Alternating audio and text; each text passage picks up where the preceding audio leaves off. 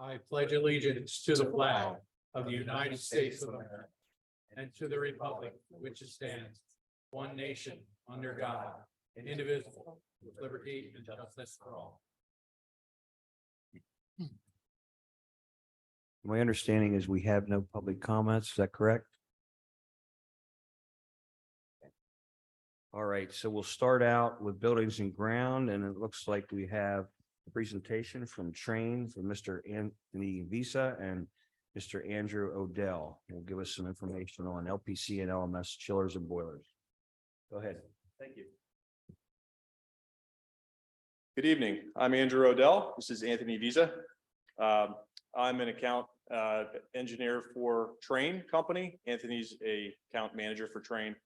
And we have Ken Coffin with us as well from Moore Engineering, part of our team for this endeavor.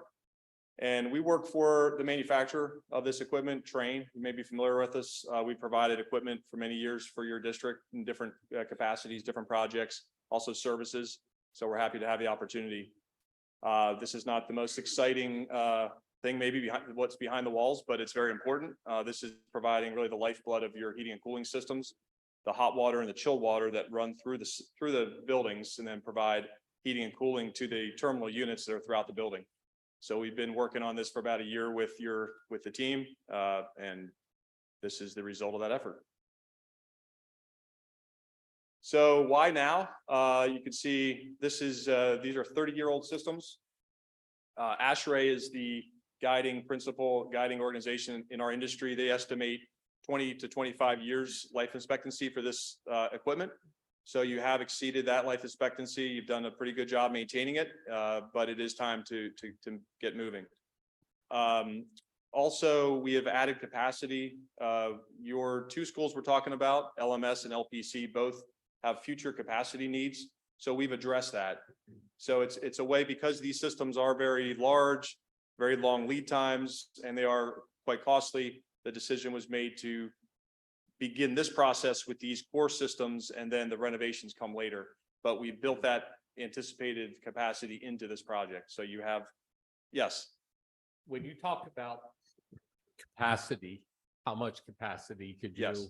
Like if, just to give Roughly. an example, if you were in either building, if you were putting on a wing that had like 5 or 6 classrooms, would there be enough capacity for that or more? Yes, this is roughly 30% is the number that we were using. And it's not just the size of the equipment, but we base it off of the loads that are required, the flow of the pipe size, the pumping, all those things are taken into account. But 30% has been the number that we've been using. So that would be 30% of the current capacity of the systems, 30% more of Larger the than system current. there, or 30% capacity if the building can hold 10 kids, like could hold 3 more kids. Yes, well, capacity, There's lots of different meetings for that. I guess I want to yeah, clarify. load capacity is on a heat load. We'd use the term heat load in a building, and it's really based on all the things involved in expansion. So 30% more load. That For the heat and the cool. Yes, Okay. that factors in the bodies, the lights, the everything, Right. Okay. the envelope. Yes. I'd like to ask a question. So I'm going to play devil's advocate here. You say life expectancy 20 to 25 years. Do you have any data with other chiller systems across the country? Actual lifespan, how long they've lasted? There's a CBEX database that provides some of that data. I could look into that. I'm not sure if they capture the actual lifespan, but they may. I'd like to see that because it's a lot of money and I Yeah. want to make sure we're doing it at the right time. Thank you. Okay. So in addition to these points, why now? Also factory and labor lead times and delays. We are up to about 12-month lead times in some of this equipment. The pandemic, along with labor issues, have really expanded the lead times at the factories. So that was part of the reason why we started this so early. Do we think that is going to improve in the future? We thought it would by now, but it hasn't yet in the last year very much. We sure hope it does, but there's just so many factors, and it's not just one big item. It's lots of little components, wiring harnesses, connectors, all these little things that come together that have been causing that. Okay, thank you. The fourth bullet, Nope. yes, I'm sorry. Another question. Jumping ahead to some of this pricing and to Mr. Maris's Yes. point, over the next year, as we're waiting for this equipment, if we see a change in the supply chain, let's say there's another recession and the demand for this large scale equipment craters, is there something in the contract that we would get the benefit of presumably lower pricing at that point? The benefit of lower pricing, did you say? Yes, No, there's not anything in the contract not? about that. why not? Well, trying to think through that question. I think what Mr. Keener is asking is, would we be locked in at this pricing if we purchase today and it's 12 months till the equipment comes in? Not asking for lower pricing, but would this pricing be locked in? Oh, yes, That's yes, enough. this takes us, I obviously don't want to pay more than this. But if for some reason the market changes, I would want the benefit of that market change. Oh, I see what you're Yeah. saying. I mean, Yeah. I guess that could happen, but Yeah. it's probably not we've likely. just never seen that happen. I suppose it's possible, but I've never seen it go back. It's just it's just unlikely. Well, What certain is- building products have, like lumber, plywood, all those things. I know it's not the same as machinery. Yes, yes. But some of those things, I know with some of the equipment I have to Yeah, purchase in my That's a business, good point. it has come down as those gaps are filled in the supply chain. And I think he's just making sure that if we're going to make this commitment, that we're not kicking ourselves 6 months ago. God, if the supply chain does pick up and all of a sudden you're getting 50% better pricing. Yeah. Finished engineered products like this, I just have never seen the pricing go backwards. All the components and labor costs that go into it, it's just very unlikely. That's the best answer I have for that. What has been in the inflation rate last couple years with chillers? How much have they gone up each year? Can you give me some kind of ballpark in that? I don't have that in front of me, but this last year was over 8%, for example. Before that, I'm gonna guess it was in the 3 to 6% over the prior few years. This 8 to 9%, kind of in line with the CPI index. Thank you. To answer just the question about the locking in, this is locked in. This is firm for this, reserves a spot at the factory. So that's really kind of what we're recommending school district is really get your spot at the factory because things can get worse. We have other price increases anticipated this year. So this holds the pricing, holds the spot at the factory and ensures that you don't have further delay and further increase in costs and also locks in the entire cost of the project. So, Mrs. James. I'm sorry, it's we- not backwards, but that's the best we can do. Mrs. James, the last few years, have we had any problems with the existing chillers? I wouldn't say that we've had any major problems with the existing chillers, but certainly with energy costs going up, it's a definite concern. We have not had to replace any major parts to the either any of the chillers. But I think a good portion of that is because of the preventive maintenance that we have on those chillers and boilers. You're talking about the water treatment? That's part of it, yes. Thank you. I have one additional question, particularly for LPC. We're adding extra capacity. But I guess I question for this, and this may not be a question for you, but I think one of the goals we're looking at is LPC is like one of the most populated, if not still the most populated elementary school we have, and in process of actually eventually moving children around. So it's not quite as crowded. I'm sitting here wondering, okay, why are we adding more capacity there? That was my And I guess question. the follow-up would be sort of like Mr. Keener's question, if we decide we don't need the extra capacity, and you can follow through. I seem to remember times, and this is home with comparison, that extra capacity, particularly with air conditioning, does not necessarily really help the air conditioning. Mhm. See, So my question too was, what was the basis of 30% increase? Was that just kind of pulled out of the air, or what was that? What was the basis for that? Was that given to you? Was that given by our people to them? Yes, that was a discussion that was had when Mark was here. And based on student numbers and the population, he said we should be able to increase capacity by 30%. I guess I'd like to see how much the cost goes from where we're at now to 30%, what that incremental cost is. I realize with equipment, it's not going to be linear, but still, I'd like to know what that number is.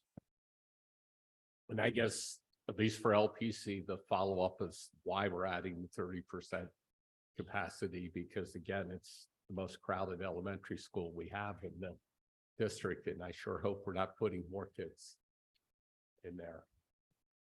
And we don't really know, because our feasibility study isn't done, what actually we're going to do. So we could be spending additional money for 30% extra capacity and wasting that money.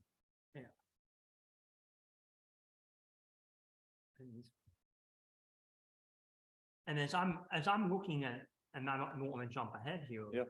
Please. We prepay and we get a so-called discount for prepaying, which basically appears to be nothing more than the interest on the money that they're going to be holding for over a year.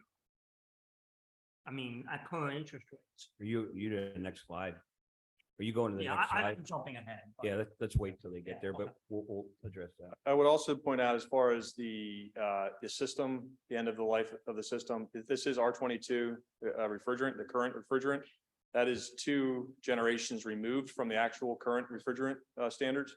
So R22 is very much not in use, very expensive to use, has been expensive as it's needed, but that is a concern. So I wanted to mention that. Okay. Do we, have we had to replace refrigerant the last couple of years? Mrs. James? That's something that potentially, we have, and that is potentially a problem. Okay. Do we know what the cost has been? I mean, I'm familiar with this because I had to do this with my own heat pump system, but I know it's still available, but it's very expensive, basically. Correct. But if your system isn't leaking, you really don't need to add it. So the next bullet here, just on the Y slide, the cooperative purchasing agreement is in place. Hempfield as a member of the cooperative purchasing network that we're a part of. And that's a program that's not, we don't know if it's always going to be available, but it is available. It is competitively bid, audited process, and all of the project performance risk falls to Trane in that business model. We're a turnkey provider for the whole system. So this is a project timetable. We've been working on this, like I said, for the last year or so. We've gone through the initial steps in the process, initial assessment of the site, discussions and meetings with the admin team and facilities. Walked through the site, done the engineering, gone through that letter of commitment phase, which is a committing to working through the process with us. And we've done the design process and engineering efficiency audit. And now we're at the point of the project presentation. We will complete engineering in the next several weeks. And then at that point, we would order the systems in July and then execute next summer. So we would hopefully start earlier in the summer, execute into August potentially. We're kind of conservatively saying August 15th at this point, if we stay on schedule.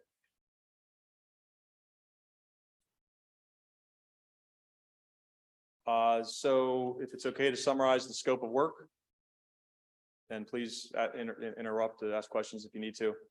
Landisville Primary Center, both schools are really very similar scopes of work, just different sizing of systems. They both have 2 existing chillers, we call them split chillers because you have an outdoor component and an indoor component. And we'd be demoing both of those systems and putting in new package systems, much more efficient outdoor package systems, still using pretty much the same footprint, but not having to use that space inside. So it's a better system. You're moving water into the building instead of refrigerant lines. And then along with that, you're increasing the pumps, the piping, the electrical upgrades to go with it. And then in the hot water system, in a similar manner, we're demoing the 2 older boilers and replacing those with actually 3 high efficiency boilers. So they're much more like appliance looking boilers as opposed to the large fire tube boilers that you have now. again, for the added capacity, anticipated growth. All the rigging, piping modifications to go along with that as well, and the electrical requirements there. So it includes the design and engineering, project management, the as-built drawings, project inspections, all the permitting, the bonds and permits. A couple items not included, but just important to mention. Siemens is your front-end control provider. That integration piece would be a separate piece that's handled outside of this contract. The boiler maintenance and chiller maintenance would be separate from this contract. That's something that you already do on an annual basis, so you would just need to continue doing that with it. And then there was a consideration about underground tanks, because you have oil right now with your boilers. We'd be moving to straight natural gas, 100% natural gas. The oil tanks were not considered as part of this project. Yes, And how much do you anticipate those, the boiler maintenance and the chiller maintenance, as you say, we're doing already, but Yeah. the Siemens integration and the tank removal study, about how much would that be? the tank removal was not part of our study. We were asked to keep that off the table, so we didn't look into that because it was, whether it was happening or not. And the Siemens, I believe, spoke to, Yes, I've spoke to District. Siemens regarding both, they've given me a ballpark quote of about 200,000. This would be doing this project, but it would be upgrading everything in the control system and everything. So it would be upgrading both buildings entirely, with their projects. So So it's 200,000 more for the two buildings, just to reprogram not each the vehicle. thermostats, basically. To control, this would be the building automation system. It would redo the building automation system, which is also, has become antiquated, so to speak. You know, we need to update all of the software and things like that. Thank you. Just a quick side note to the maintenance. The boiler and the chiller maintenance would be funneled under Train. And the reason for that is because we do have a 5-year parts and labor. Oh, sorry. We do have a 5-year parts and labor warranty on top of that chiller. And we have a 10-year parts and labor warranty on the boilers. So the maintenance would stay funneled under Train. It's currently funneled under us for the chillers. You're handling separately for the boilers.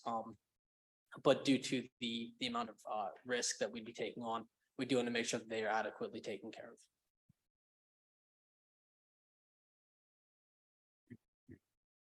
okay, so just a snapshot here of the location and what we're talking about. This is at LPC, sort of the rear of the building here. You just see where the chillers and the boiler room is located.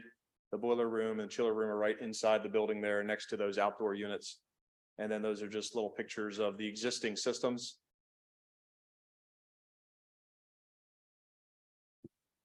And A quick question, where are Yes. the outside tanks? The underground I'm tanks? sorry. The They're underground right at tanks? the location. Yeah. So, Which circle? the larger circle, Mm-hmm. they would be back there, at the underground, kind of, in between the rear part or the side parking lot and the playground is where Got it. is where it's Okay, located. thank you. Did we do a economic analysis of gas versus oil, the additional cost and a return on investment for this step, taking out the old tanks? Do we have any kind of numbers there? Because there should be some savings to warrant doing that versus continuing to use oil. And those are dependent upon what the going rates are. I don't have numbers for this current year. Usually we're filling the oil tanks each year about 7,500 gallons for the two buildings. So whatever the current oil rate would be for that. And that's something that's part of the IU13 consortium. So we're part of that. And so whatever the going rate would be on a particular I year. understand, but we're gonna spend a significant amount of money taking these oil tanks out. There's got to be some kind of return. Otherwise, we might want to stick with oil. It doesn't sound like that analysis has been done. And the oil is just used in both of these buildings when we get down to a certain degree. So it's not used constantly. We're only required at this point to use oil once we get down below 32 degrees. So we're not using oil the entire time. We also are paying an underground certification fee on a yearly basis for both of the tanks to have the underground tanks. which that would be something that we would no longer have So to with pay. with this new boiler, we wouldn't need oil at lower temperatures. Correct, correct. temperatures. We would not have to make a switch over. It would be total gas. And we have checked with the gas company to see if they could handle that increased usage. And they said that we could at both of those areas.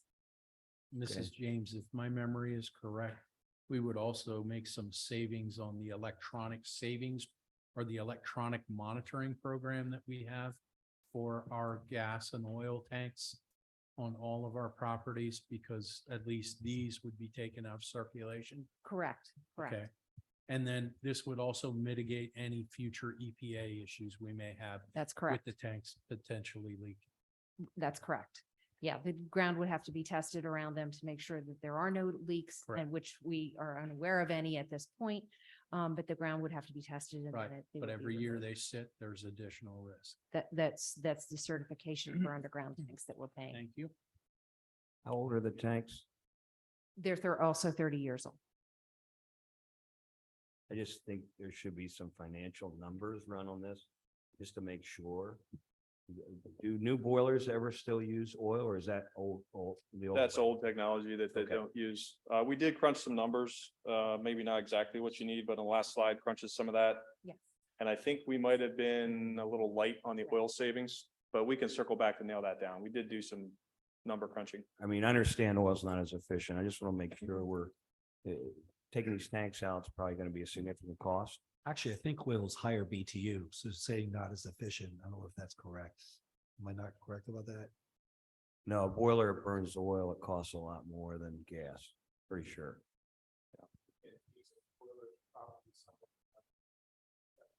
I'm sorry, could you use the microphone, please? Your existing boilers are somewhere around 70% efficiency. The new boilers that we're talking about would be in the 90s. So it's a considerable new. increase in efficiency. Yeah, because it's new. The other question I have, and forgive me for not knowing this, but I know we're self-insured for a lot of stuff. Do we carry insurance for potential having an oil leak or something like that? Is that an expense that we have? I'm not aware that we have like a reserve or a sinking fund for that specific purpose, Mr. Board. I just know in the private sector. It is a risk. Yeah. You're absolutely correct. So we don't know what the cost to remove these oil tanks is, and we're going to go ahead and proceed with the project without that knowledge. Well, there's a possibility the oil tanks may not be removed. They could be Yeah, filled. that's just and where I'm stay. thinking. Right. We We have could, to do the testing first. right, we have to do the testing to make sure that there's not any leakage. However, if we don't, we could decide to not fill them and not use them. However, if we do that, then we do still have to cover the certification through the state for underground tanks.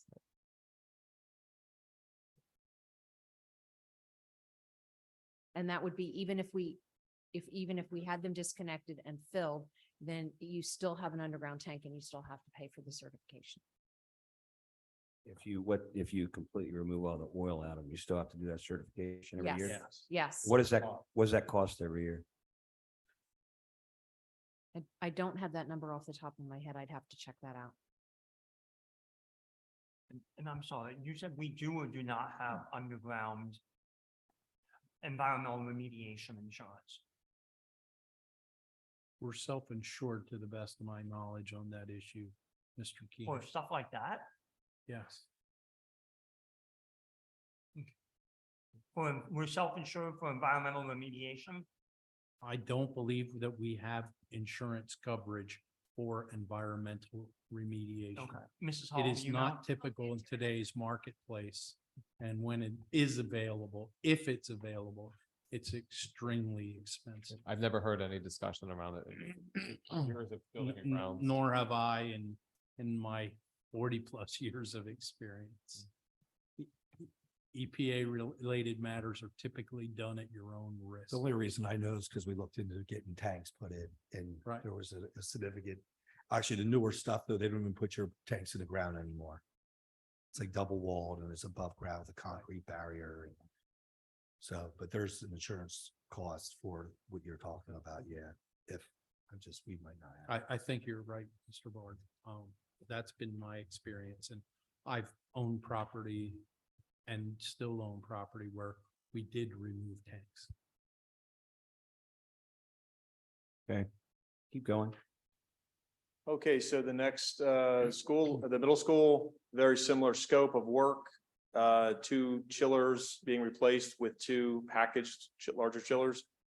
And then 2 boilers replaced with 3 more efficient boilers. And the rest is the same scope of work as well. And then the photos, just to look at that, in the back of the building there, you see the 2 chillers. Mechanical room is right on the other side. And just a couple photos of those existing systems.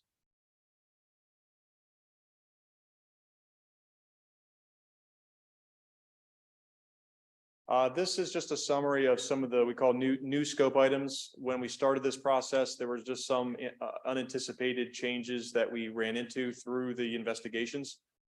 At both schools, we are not keeping any of the existing boilers. Initially, we were going to leave one of the boilers because of the oil requirements. And so we were going to put new efficient boilers with the existing boiler, and then eventually over time replace that with another dual fuel boiler that could use oil. But through investigation, we found that you could get out of the oil, as Kim mentioned. So we would be removing all the boilers. Another change was to remove the housekeeping pads in the mechanical room.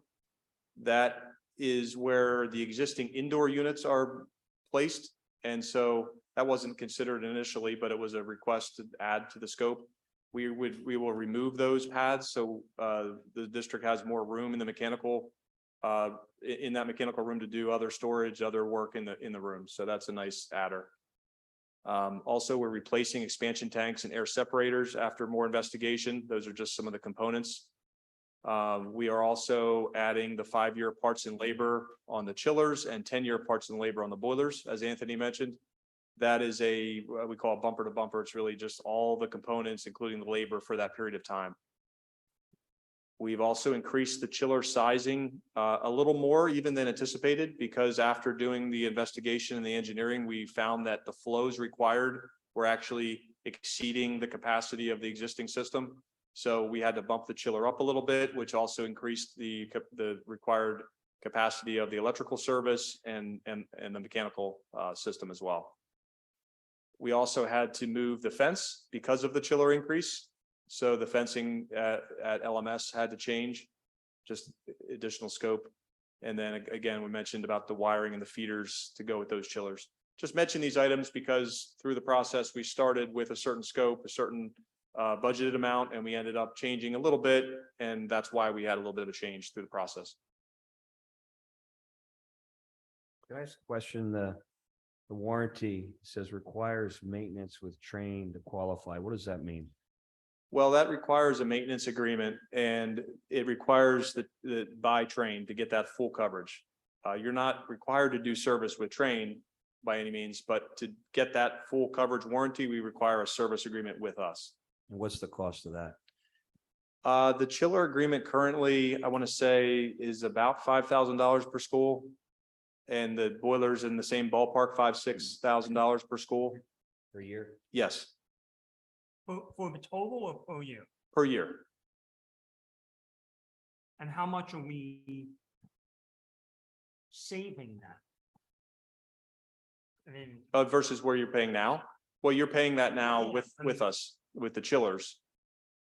You're already doing a service. I'm sorry, how with much Trane. is the warranty? Or is the warranty included in? The warranty is included in all these numbers. The warranty, yes, the warranty is included. I'm sorry, I'm not being clear. You said it's a new scope item, which I would infer means it's an additional cost beyond what you first anticipated. Yes. What is the incremental cost attributable to adding these 2 warranties? That also require the purchase of a service agreement. Sure. So per school in the boilers, it's around 20 grand. For the chillers, it's around 10. How much? Around 10 for the chillers per school, and then around 20 for the boilers to add that 10 year. 60,000 more total. Correct. And that's between both projects. And So this gives 30,000 us- per project. This $60,000 then allows us to purchase a service agreement that will cost $10,000 per year per school. That's approximately correct, yes. Okay, all Yep. right, just want to make sure I was understanding. And you're covered parts and labor totally for 10 years on the boilers, 5 years on the chillers. Thank you. Okay, so this is the cost summary sheet here. And the way we've structured this is just to show at the top there, the original budget price as part of our letter of commitment back in January. If you recall, that was at LPC 125 to 145. We came in at 1.43. And then with the anticipated discount, it brings it down to 1.374. So we look at that as a cost to compare that we say a little bit of a discount from the top line of that budget of 75,000. With LMS, the original budget was 1.65 to 1.95, came in a little bit higher, 2.1, based on that increased capacity and some of those changes that we had to make. So that, but with the anticipated discount, we're offering the 5% discount of, again, and what that is paying upfront for the project as we continue to design and start the project. We would fulfill the project at the end of next summer. But because of the lead time of the equipment, you're able to recoup that, that cost based on our discount program. So we say that the project comes in at 2.019, which is over budget by 69,000. As a collective, the two projects combined, we estimate 5,874 under budget based on the top line of the original budget. Just a way of looking at the numbers. Again, the numbers changed a little bit because of the additional scope that we came across through the process. But both projects came in very close to what we had anticipated as a whole. Just a disclaimer here, we did get competitive pricing on this. This wasn't one contractor bidding. We did get multiple numbers to make sure it was competitively bid. In addition to that, you'd be purchasing through Omnia Partners, which is an auditing process that we send to a third party to make sure our pricing is compliant. So this slide just summarizes the savings that we estimate for the project. At LPC, we have the paperwork for the PPL rebate is a program right now. 24,000 estimated for LPC, 16,000 for LMS. We have energy savings estimated 6,000 at LPC, 3,150 at LMS. That's as a conservative estimates. Gas savings, you can see those numbers, and oil savings combined. What does that energy savings mean? You elaborate more. Well, the equipment itself will be operating more efficiently, so you'll be getting the same output with less energy use, less Okay, so that's- kWh consumption. But does that also assume is a factor of that because you're burning gas instead of oil? Is Well, that the part of it? energy savings I'm talking about here is the chillers, so that's just electrical. Okay, That's that's just straight electrical. electric, Okay, yes. all right. Yep, and that's what PPL is interested in. PPL utility is just looking at those electric expenses. The gas and the oil are different numbers. The gas, you can see those figures, about 2,000 LPC, 3,500 for LMS, and oil savings. Maybe under counting those numbers. We'll have to double check that. You had mentioned today about 7,500 gallons, and I think we may have interpreted that as dollars Okay. before, so that may be a little low in our estimates there. The anticipated discount program, again, that we offer for working ahead in the process, those are savings. And then maintenance savings. We didn't calculate what that is, but some of these older systems have had some maintenance items, and those are savings that we project over time. The other savings that we don't mention here is just cost of waiting. We sometimes with school districts, we calculate how much it will cost to do this project in several years, and we take kind of credit for that cost savings over that period of time. Is the discount program pretty much what Mr. Keener said. Because we're paying the money up front, it's basically the interest on the money. Is that correct? Yes. Yeah, basically, So, that's, so how is that a discount? I mean, help me understand how us paying you $3.5 million for you to hold on to our money for a year in today's interest rate climate, and then you're giving us a 4% discount, which is exactly the amount of money we could get if we held on. How is that? Help me understand how that's a discount, because it doesn't sound like a discount to me. well, it's a 5%. It varies per year. Right now, it's 5%. It's getting started on the process. We would be required to have some billing as we go, because we'd be starting with the project immediately. So we would have some costs incurred. We're just suggesting that some districts often like to do that. They like to get that discount. You don't have to look at it that way, but we look at it as a discount program versus I think what of you would do. discount as some consideration that you give, some actual reduction in price in exchange for the amount of business that Hempfield gives you, the size of our enterprise, our credit worthiness, the fact that you can advertise for Hempfield as client, things like that, not you paying us interest on our money. That you're in turn holding and getting interest also. That's what I'm not understanding. It doesn't, I'm not trying to be unkind, it just doesn't sound like a discount at all.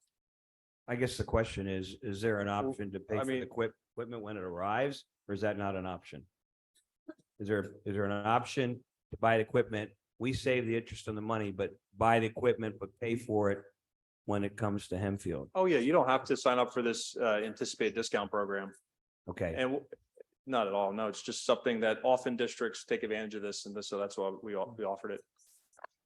I look at it a little bit differently, that it probably means you would be tying up your monies for some of these items in advance to guarantee the pricing.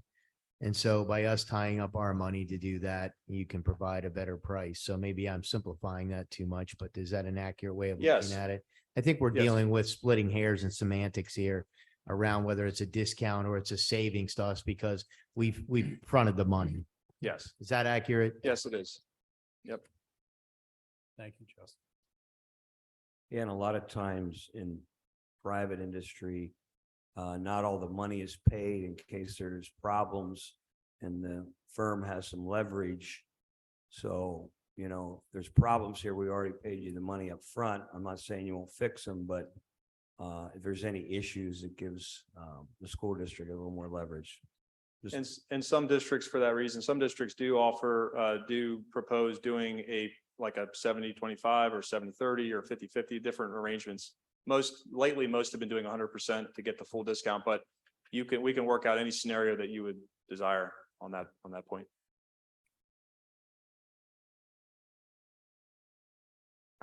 I know it's a chunk of change to do this, but at the end of the day, I'll just put my 2 cents out there. I think it is something that we need to take care of while we don't have a major issue.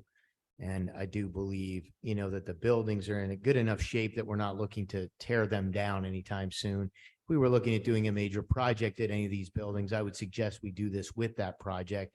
And since that's not the case, I believe it is something we need to do. In the long run, there will be some savings in the energy side, but we're probably playing with fire a little bit in the sense that they are 30-year-old pieces of equipment. And we do have some potential issues, and all we need is some major problem with them. And now we're in a bind, especially with the supply chain being challenged. So as much as it's painful to look at the price tag on this, I think, the process we have in place to look at this has been solid. You have your checks and balances from an audit standpoint. There's not a whole lot more we can beat you up on price. So at the end of the day, if you're doing right by us with the price, I don't see any reason why we wouldn't move forward with these projects, knowing it's going to take us a year to get them done.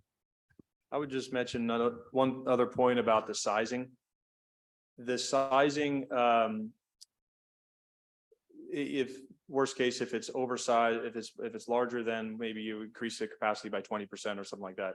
These chillers, the efficiency of these chillers ramps up and down. The latest technology is such that they wouldn't be less efficient because they're not running to the full capacity. They'd still have the same efficiency curve and pretty much the same efficiency.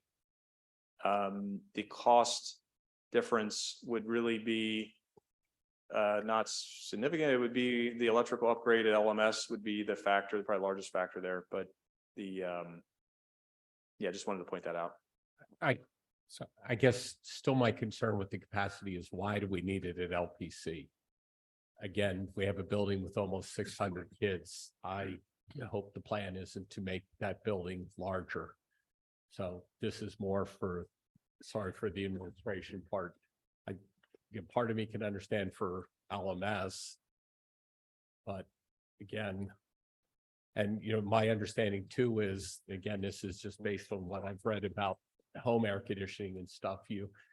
If you have humidity problems, which we did at least 1 year at LMS, you don't just go out and buy a larger air conditioning system for the house, because that doesn't really solve the problem. And I worry we're going to end up pumping in tons of cold air and ended up with mold and problems in the buildings, or we're paying for something extra that we really don't need at LPC. Well, not arguing your capacity questions at all, but just on that point, the chillers are not really going to overcool or overcondition the space. They're just providing the cold, the chill water. So your air handlers, if that was, say, largely oversized in the space, then you could have that argument, but not the chillers themselves. Okay, Well- then I guess it comes back still to the question.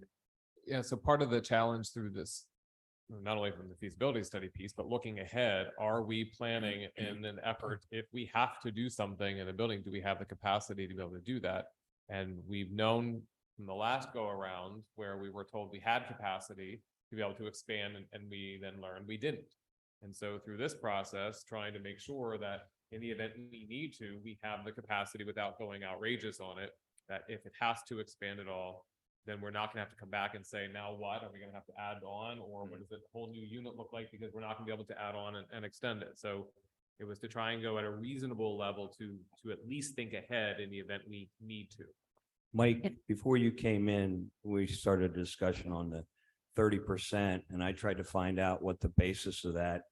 And there is no basis. Nobody seemed to answer the question. Mrs. James, Mrs. Hall, why go 30% bigger? And So I think it There's was- there's no design basis here. So I'm just, why would we spend? And now Mr. Donato has a valid question.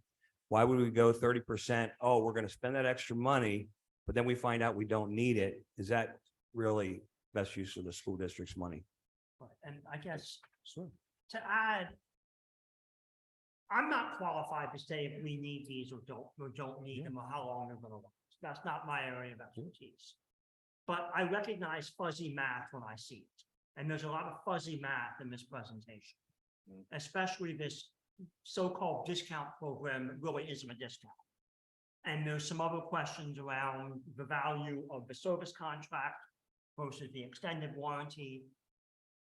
If the administration says that we need this, I'm willing to give them that deference. What I'm not willing to do is blindly sign off on a concept that seems less than fully developed around numbers that seem fuzzy. So I think my request would be that we push this off another month or two and ask for maybe some sharpened pencils on your end and greater clarity around the true capacity. I actually agree with Mr. Keener here. Usually I disagree with him with things like this, but there's a lot of uncertainty here. The oil tanks, the 30% higher capacity. I would like to see data on existing chillers and boilers similar. And I guess my question to throw out, what are big items that could break on a chiller or a boiler? What big things could happen? And just so I can clarify, this is not on a vote tonight, so we'll It be able is to not. provide you with all that information prior to June. Yeah.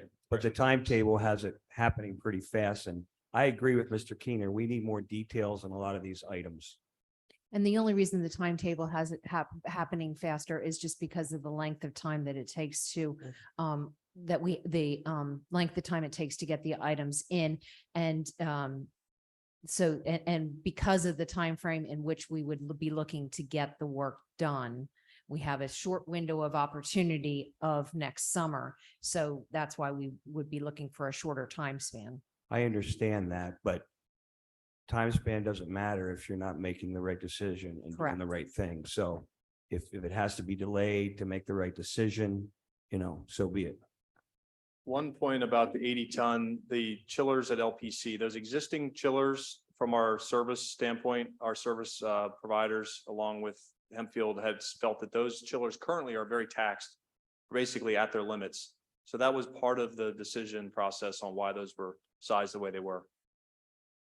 And that's fine. I just like to see more information, to make sure if they need 30% more, show us some more data so we're confident that we're spending that extra money. We don't need detailed engineering pages, but a couple more slides explaining why we're doing what we're doing. This might be a question that you can't answer, and I don't want to put you on the spot, so I'll just ask. If you don't have an answer, feel free to let me know.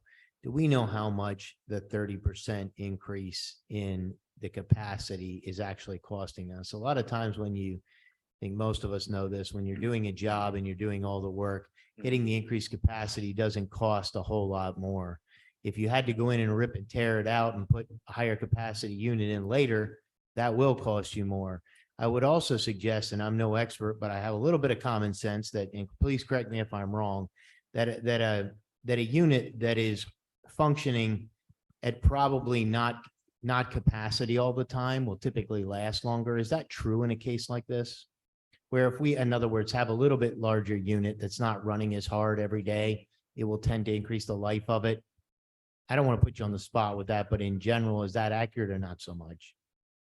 Yeah, it's accurate. The chillers, you have some redundancy and you want to have some additional capacity. When those chillers are taxed, like at LPC, those chillers are running pretty hard.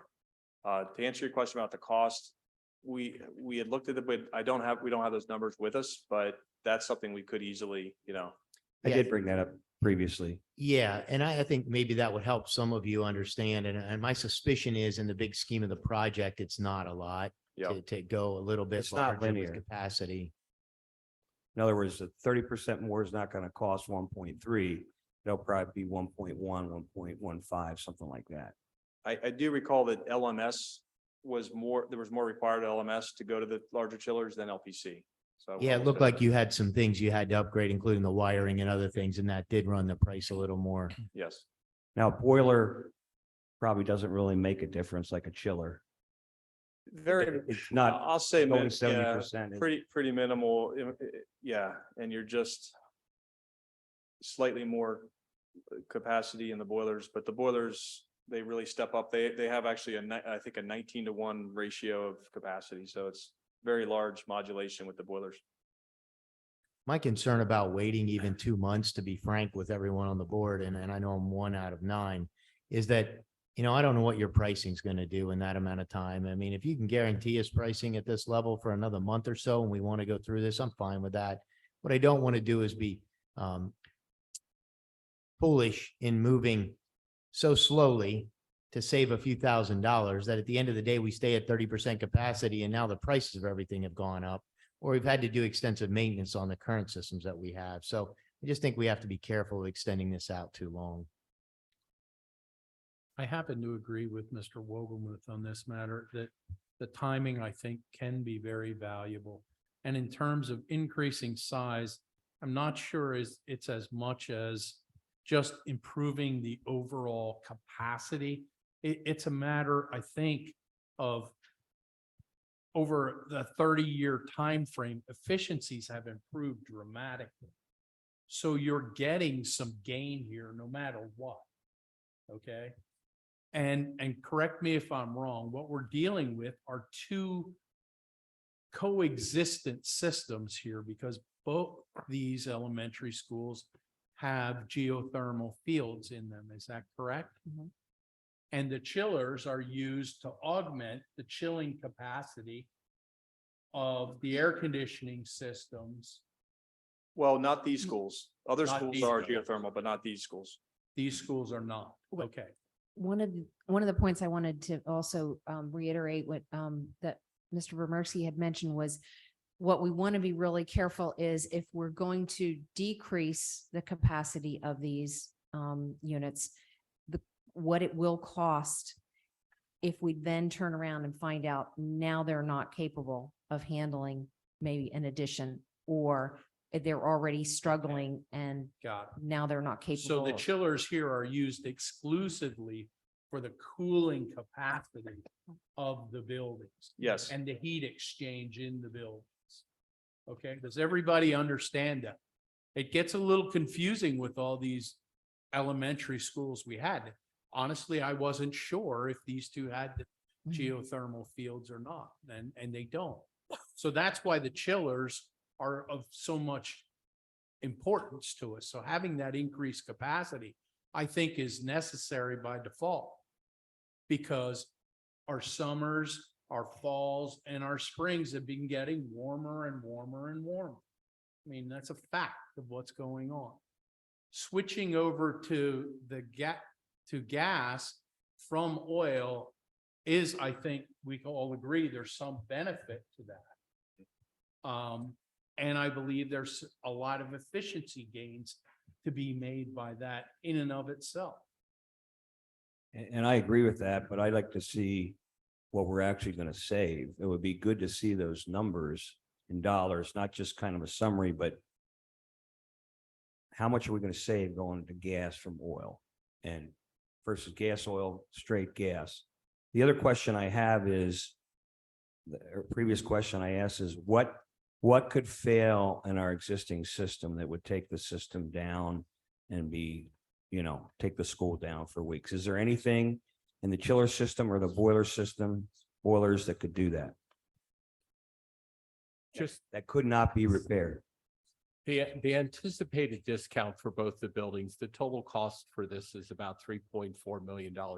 That's basically saying if we sign the contract next month, it'll cost $3.4 million if it actually costs $5 million for you to do this, correct? If prices go up like crazy, if there's something that causes prices to go up like. Yes, this is locked in no matter. It's locking it in, and of delays or course, the other anything. extreme Yes. is. We do instead of have, three- and we do have price 3.4 million, increases. Yeah. It's 3 million. Yeah, and we actually do have anticipated price increases, Okay. unfortunately. And Is the there other a- question, this really isn't for, just wants clarification. One of the things they talked about that doesn't include is hooking these up to our Siemens system. And I think you said it would be like 200,000 for both buildings, and that covers if we would need new equipment. Correct. Okay. That's- Yeah, it's not just the thermostats, it's the entire building automation system that would get completely. I think that needs done regardless of this project, right? Yes. Yeah. That has nothing to do with the new boilers, but it's going to happen at the same time. So back to my question, what could fail in either one of these systems? Because I know some of the board members are really concerned, oh my gosh, we're not going to be able to cool the school, we're not going to be able to heat the school. What could fail that could not be repaired in a short time? Well, in the chillers, you have a lot of components in the compressor themselves, the wear components, all the valves and everything that build the compressor. Those are pretty long lead time items. And even when the parts come in, those are, it could be week or two to repair something like that, because you have to tear apart the chiller. Then the control boards, the controllers tend to be the longer lead time items for those older chillers. Those are part of the components that operate the chiller. You have fans and fan motors, and those things are in there.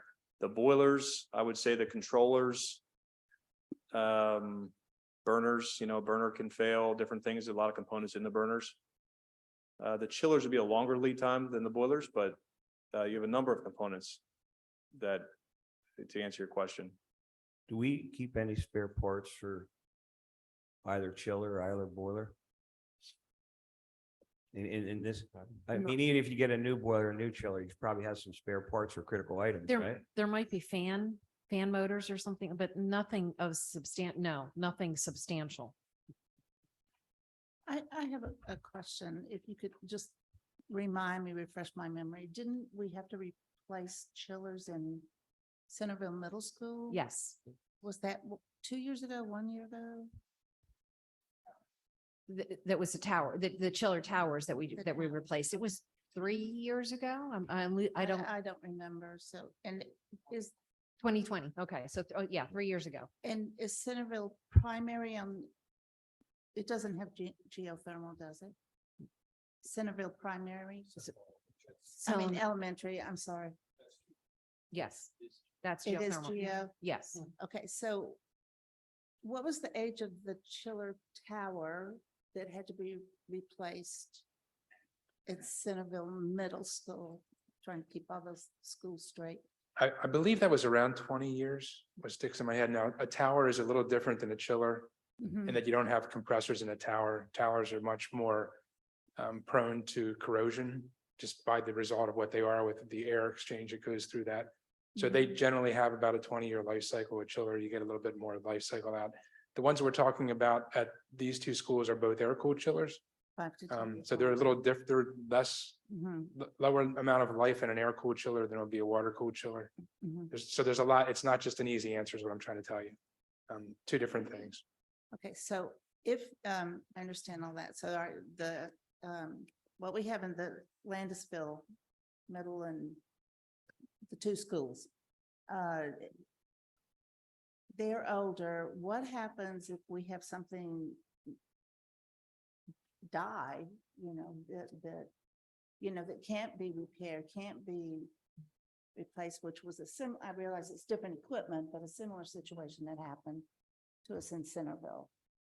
Yeah, so the challenge you What have happens with the two schools that we're talking about is the fact that they are R22 chillers. So by the fact that they're R22, you can't get a compressor off the shelf.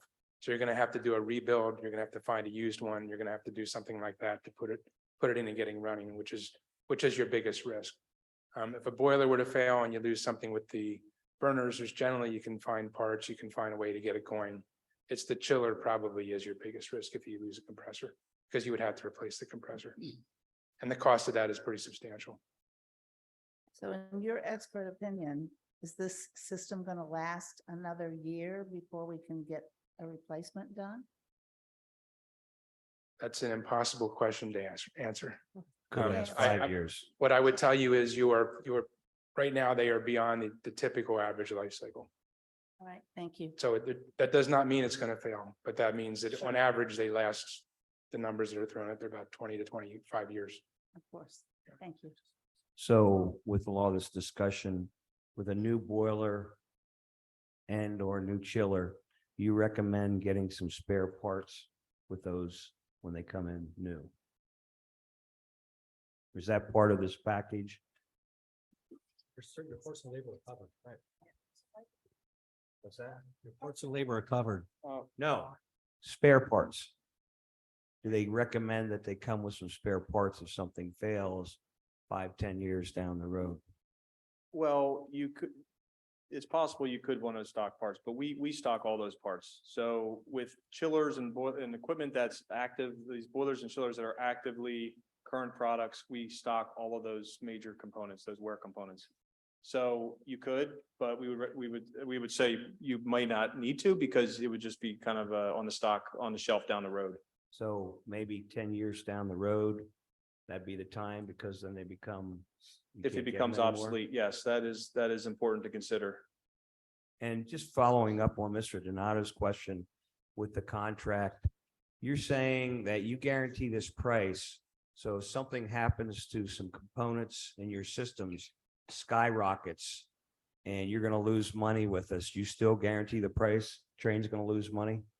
Yes, we do guarantee this price. There's no exclusion in the contract. No. Okay. Thank you. Just one more side note.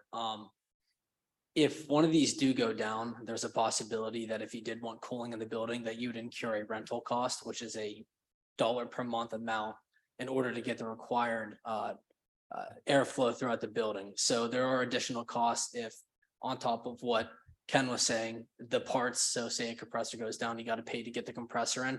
Maybe it's a 12-week lead time. You may have to pay 12 weeks for a rental unit to come in to get the adequate flow through the building. So you could get a rental chiller, you're saying? You can, yes. Probably not a boiler, right? It's possible. Yeah, I think you can. Okay. Yep. So if we had a catastrophe, there'd be some way we're not going to be months without heat or air conditioning. Thank you. Can I ask just pure curiosity more than anything? What do we normally keep our schools at temperature wise in the summer, June, July, and August? when there's no one there? Some of the buildings are, some of the areas of the buildings are completely shut down with from AC. Depending, we can zone, turn on zones of a building, which goes back to the building automation system. So there's some, we can turn on zones, and I don't know, is that what you're asking? Yeah, I'm just Like, curious. I mean, we're talking about lifespan of chillers, like for a business, for, you know, for a normal building, for a health center, for, you know, for normal business buildings that are operating 52 weeks out of the year. The lifespan is 20 to 25 years. But for a school, it's still 20, 25 years when we're not using it, basically during the hottest months of the year for those same 2 decades. So how is it, I guess it's my own curiosity is just how that works. If we're not using anything, if I'm not going to drive my car for, you know, for a while, I'm not going to put miles on it. Therefore, it's not going to Yeah. break down as fast. No, Just curious. chillers and mechanical equipment is a little different. That's a good point, but the difference is that chillers and these types of equipment still start and stop a fair amount, as much as like an office environment or something like that. You're using your chillers in different ways. You know, you might have a manufacturing that runs chillers just straight out all the time and just providing cold water. You do it in different ways. You're doing it for air quality purposes. You're doing it for humidity purposes and cooling. And some of the coils work in tandem. They may be providing chill water and cold water hot water and cold water at the same time in the unit to provide the right mixture of humidity control. It goes along with, because you're also bringing lots of outside air that you have to condition. So schools are a little different and they don't run as much in the summer, but they do run in the summer and they run in the shoulder months, pretty heavy, more than you would think of a typical air conditioning system. So the lifespan still comes into play for schools. Okay, fair enough. Thank you. This is more of a question for Mr. Bremersky. Are we at any risk of making the wrong decision here, wrong size chiller or boiler before this feasibility study is done? Because that could impact what we might need as far as boiler or chiller replacement? So when you look at the age, it's a personal opinion, when you look at the age of the buildings with regards to the chillers and boilers, I don't expect in the feasibility study that they're going to come back and say, we need to overhaul those buildings. I mean, they could, but from a priority standpoint, I don't see them kind of rising to the priority. What I do see rising priorities standpoint are more of the systems within the buildings, such as the boilers and chillers. And what's our plan as a district kind of long-term to keep them maintained? And should we need to do some kind of renovation in the future, there is a possibility to expand, and therefore you'd want some additional capability if you're going to do this now. I would say, you know, as we're starting Breslin Architects, and I know Kim will give an update on this, started at the high school, and they've started around the campus a little bit, so they'll be back in through June doing the rest of the buildings. But I mean, as we had conversations in the past, you know, year ago, 2 years ago, even 3 years ago, when we looked at the plans for our district, there were a lot of boilers and chillers that were on that list because of the age and getting close to a spot where they were going to be exceeding the life expectancy, or if they've already have. In this particular case, these two are identified because they are kind of further ahead of the life expectancy than the others in the district. I mean, Kim, Ken, anything from your perspective, Yeah. when you look at the feasibility side of this? I'm not actually talking so much about the age. I'm talking about, could we come up with something where we want to increase the capacity of either building, and maybe 30% isn't even enough? I You know would what I'm say, saying? to Mr. Donato's point, looking at LPC, no, I don't see us going significantly larger than, I mean, we already have 600, approximately 600 students there. Maybe additional 2 to 4 classrooms, flight extension if need be. LMS is one that potentially could be a question, but that would be requiring a larger shift of attendance areas based on when the current structure of Farmdale and LIC going to the building. That's more of a much longer discussion, that we need to have in the future. I guess a question too that could be asked is, I know it's spec for buildings, but is it possible that this could be used at a another building if needed, should something be viewed down the road that we need to go even bigger. Is Yeah, I that mean, all these possible? components could be relocated if that's what you wanted to do. We wouldn't advise you to do that, but they can be. We have worked with other districts where they have done that. And Ken, from your experience, the last time we're going through the feasibility study, your firm did a lot of the work with regards to a lot of our building systems. Yes. So anything that you could share in Well, I regards think, to that? I do think it's important to recognize that we're talking about the central plants of these buildings. We're not talking about the entire HVAC system. So there's a lot of discussion. I've heard like indoor air conditions come up and stuff like that. There's a lot more to do in these buildings besides the central plant. I think the discussion was here that if you lose the central plant, you're going to lose the entire building. If you lose air handlers, unit ventilators, or whatever, you're going to lose spaces within the building, but you're not going to lose the entire building. So I think this approach was to try to ensure that you had the confidence that you have a central plant that's going to provide you heating and cooling in the building. Certainly as we go into the rest of the buildings and as you start to renovate, if you have a project where you do something in the school, it's very unlikely that you're going to put a unit vent in. We've talked about that before and about some of the difficulties with controlling humidity with that approach. So it would be different components that would go into that building that would allow you to put in place equipment that would provide better dehumidification. Dehumidification actually uses energy to dehumidify because you've got to do reheat. So part of putting these larger equipment in is to take care of that component as well. It's not just about adding on square footage. It's also about making sure you have central plants in place that can provide the dehumidification that you're going to want to have once you renovate the building. So it's somewhat complicated, but we're trying to look at this as what's your most volatile area of the building, and it certainly is the boilers and chillers as we stand here right now from a system standpoint. And Mr. Romersky, I was thinking more of feasibility in the way of children being placed, and all of a sudden we say, oh crap, it's saying we should have a bunch of people, Yeah. more students at LPC, or as Mr. Donato said, maybe take away, maybe we need 50% or maybe we need 10%. I'm just worried without going through the feasibility study, are we sizing these things correctly? Yeah, I mean, I would say from the capacity, it's a question that we've asked in terms of Breslin to come back in some of the information. Yes, we've been working off of prior capacity numbers we've had. But again, this conversation started, over a year ago. In the fall, back in the fall, with this particular piece. I would say when you look at currently at LPC, I do not see us moving students to LPC. If anything, I see those numbers kind of staying if we need based on the capacity of the building. That we know what we can handle there. I would say we're probably a little high in terms of almost every available room of that building. Dr. Daniels, I don't think we have any excess classrooms in that building.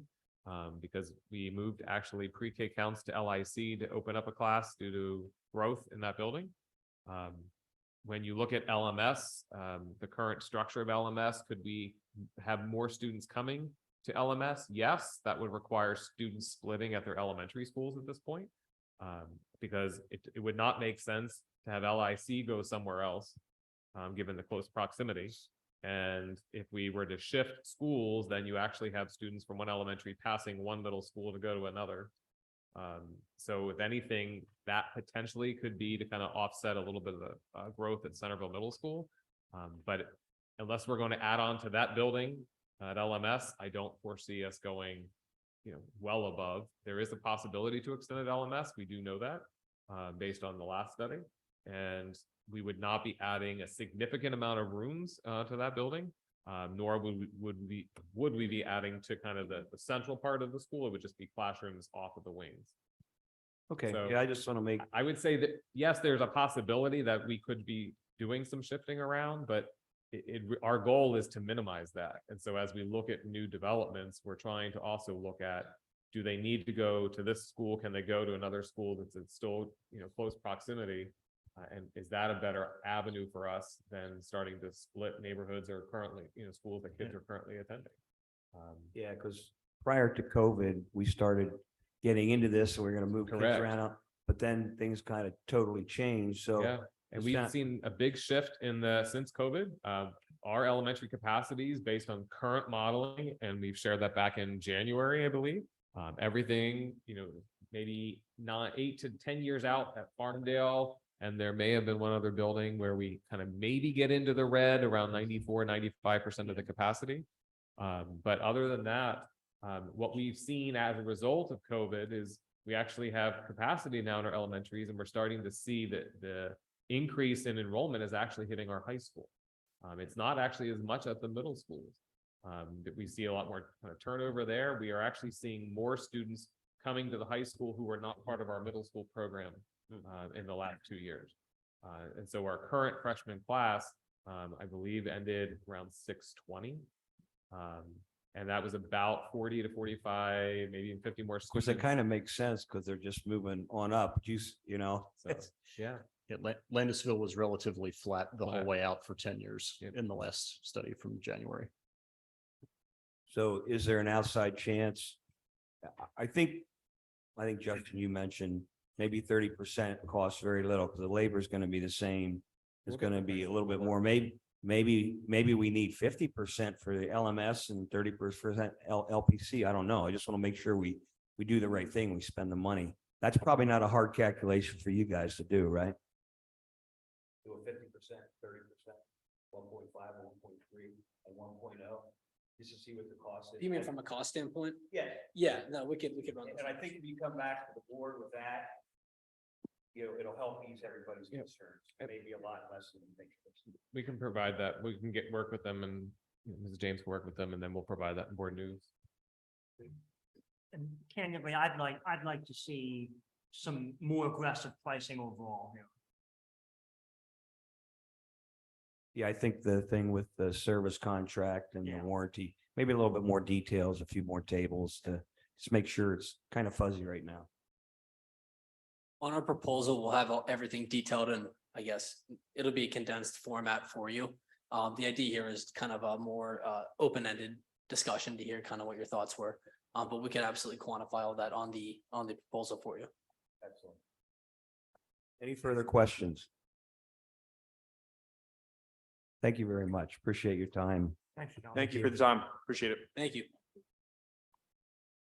Okay, our next item is feasibility study update. I believe Mrs. James gonna provide that to us. Yes, so I just wanted to touch base with all of you and let you know that at this point, we have done building the Breslin Architects and Fidavia have come in and they have toured both the high school, LPC, and LIC. We have gone through all of the buildings. They are collecting information from Moore Engineering, from Mr. Hoffman, and also from ELA to get further information about the buildings, about the infrastructure of the buildings. They will be beginning next week. We will be touring additional buildings, and as well as the following week, we'll tour additional buildings and the property itself, meaning the stadium, the quad, that sort of thing. They'll visit those areas and they'll continue to collect that information from each of the buildings. As we're meeting the buildings, we are looking at the building usage, how each of the classrooms are being utilized. We're also talking to the principals from each of the buildings to see what works in their building. They're asking what works in the buildings, what doesn't work in the buildings, in as far as the day-to-day function of the buildings. So we're continuing along with those lines and are still looking at a fall conclusion and presentation from Breslin for the feasibility study. Any questions for Mrs. James? All right, our next item looks like it's an approval item for the track resurfacing. Are we coming back to that later? Okay. Mrs. James, you want to go ahead? So I had done a presentation regarding the track and resurfacing. There were options, if you'll recall, there were options for the track in which we were able to just get the areas that are the severe areas corrected at this point. We had options to resurface track, and then we had an option to also add a polyurethane for under the resurfacing of the track. You had asked me at that point to go out and get a second quote, which I have done. That second quote came in considerably higher than the first one. So this is just revisiting that topic and giving you that information. What was that additional quote? And was there any more than two vendors? Did we just get one more quote? I got one additional quote, yes. There was no other vendors out there that can do this? What I was concerned about was that they used the same sort of products that were already used in the existing track. So I was concerned if I went to too many different vendors, that the products would not work well together. Okay, so there was only one other vendor that had the same product that works in our track. Correct. That I found, yes. I did speak with, you'd also suggested that I spoke with Mr. Roger? Landis and Mr. Rogers, and neither one of them had any information regarding additional vendors that I could possibly contact. What was their opinion on whether we repair or resurface the whole track? Do they have an opinion of that? I thought that was the other thing we were going to ask them. Right. Both of them were saying that the track needed to be resurfaced. So So if we were, and we had discussed that also, if we were to do the repairs this year, that we would be back next year to have to look at resurfacing again. So they felt the spot repairs weren't sufficient. Correct. What was the price for that? I forget. For the, I don't Just the have that in spot front. It was just over 16,000 from the first company. And I think it was 22. 20, okay, thank you. 22,000 for the second vendor. Okay, so what is your recommendation here? Option 2A or 2B, and what is the benefit of I know we're going to talk about the polyurethane seal coat. Right, the polyurethane will buy us about 12 years, where just the resurfacing itself gets us to about 8 years. And that's give or take depending on the weather conditions. Mr. Walgemuth, I know you did some calculations there. We could probably do something pretty quick. Does that warrant the polyurethane? My initial gut thought, without a whole lot of basis for this, is that the polyurethane is a feel-good cost to that, and the 4 years. Because my question to them was, can you guarantee us 4 years on a $70,000 polyurethane investment? And they could not do that. My sense was that resurfacing at the $172,000 is a way to go, with obviously the lower quote. I would probably suggest, and this comes from a place of no expertise in this, that my gut is telling me that foregoing the polyurethane would be the right thing to do, but that's just my sense. What was did the previous track surface have polyurethane? Did the previous track have polyurethane? No, it did not. Did we ever have polyurethane? Not to my knowledge. How long did it last? 8 years.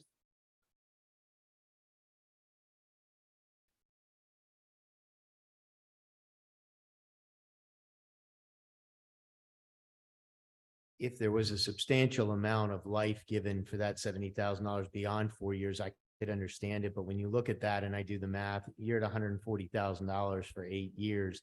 If you polyurethaned it again in 4, at that point, you might as well go back to resurfacing it. So it just doesn't seem to make financial sense when I look at it practically. And that's if you get 4 years out of the polyurethane. Well, there's a hypothetical, you don't know what's going to cost after 8 years to get done. That's a good point. Getting a guaranteed price now, it might be twice as much in 8 years. Or we might not even have the stadium at that location. To the point, We're not moving the stadium, well, Mr. Keelan. I mean, we're starting a. You're talking $10 million to move that. I mean, I'm sort of with Mr. Walgemuth. I think that we resurface and forego the polyurethane of dubious, which is of dubious benefit and significant cost. If there's some compelling reason that I'm missing on the 70,000, look, I'm open to that. I don't profess to be an expert. It just seems like an extensive cost for a potential of maybe 4 more years. Not to get into the fact that I don't know how that changes the track surface when it comes to running. It would remind me of a slippery coating on top of the track to protect it Yeah, from I sunlight. guess that's my concern is we're doing something different and what if our athletes hate it, you know? I mean, we're probably better to go with the sure thing. My understanding was that the polyurethane went underneath the track surface That's correct. to add longevity, not the actual track surface. That's correct. Okay, that makes So- sense. Yeah, so it's not going to create a slippery surface. It's going to be the same type surface that is already there. It's going underneath. And what that does is it protects the base coat or the surface coating of the track from winter weather and, you know, May provide expansion and- additional drainage capacity because it's slicker. Right? The I'm water- sorry, what was I your wouldn't question? think so. It would provide a slicker surface for the water to drain off underneath. Well, there I there don't should be know. no I water don't there. know. It's so the rainwater's not going to get through. Yeah, it Yeah, gets it's not through gonna to that pool, so- polyurethane and then it, yeah. Before we just decide on not doing the 12 years, which I have no idea if that 4 years is realistic or not. But your per year cost over 12 years is cheaper. And I think it's pretty safe to say in 8 years, it's going to cost more for those 4 years Right. than buying it now. Now, that's hypothetically that it's going to really last 12 years. I don't think any one of us could argue that. I would not fight about this all night. I'm just saying, let's not be completely oblivious that that 12 years is not a good price. Yeah, listen, if the recommendation is to do the polyurethane, it's not going to be something I'm going to be resistant to. It just was my humble suggestion that it may not be worth the bang for the buck, but. What did the vendor say? He said additional 4 years. Were they pretty sure of that? Were they kind of, because a lot of times, like your cars, you get all those extras and they mark it up twice as much and it's really a ripoff. So I just want to make sure we're not getting ripped off here. What did they say when you put the polyurethane? They said you absolutely get 4 years, or we think you get 4 years.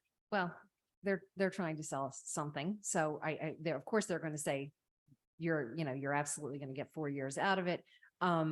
I'm not familiar. I'm presenting the facts that he's presented to me. So I've not had or used, been around a track that has used the polyurethane. So I can't personally say one way or the other.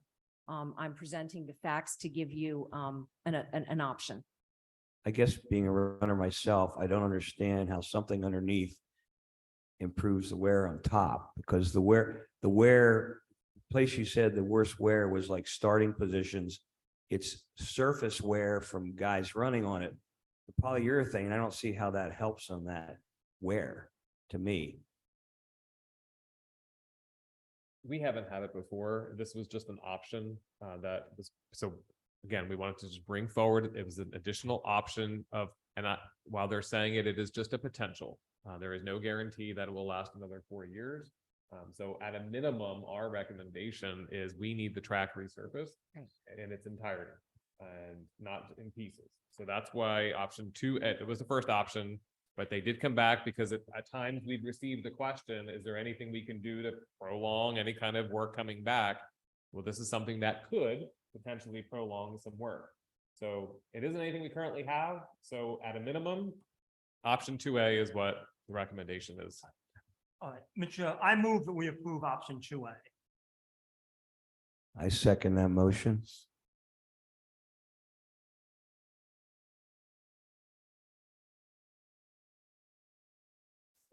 Mrs. James, do you have any strong feelings? We would move just for the resurfacing without the polyurethane.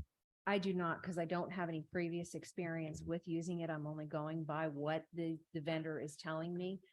My recommendation is not to just do the repairs. I would Yeah, certainly I agree. say that we should move forward with my recommendation would be that we should certainly move forward with this resurfacing. I do not have an opinion really one way or the other. It was explaining to me about how the polyurethane works. It made sense. It could mean that it's going to buy us some time, but it's not something that I have experience with. So I can't say, yes, we're going to get a lot more time out of it. I can say that prior, they said we probably get about 8 years out of the coating that we have on it. And that's what we got. So that was pretty accurate.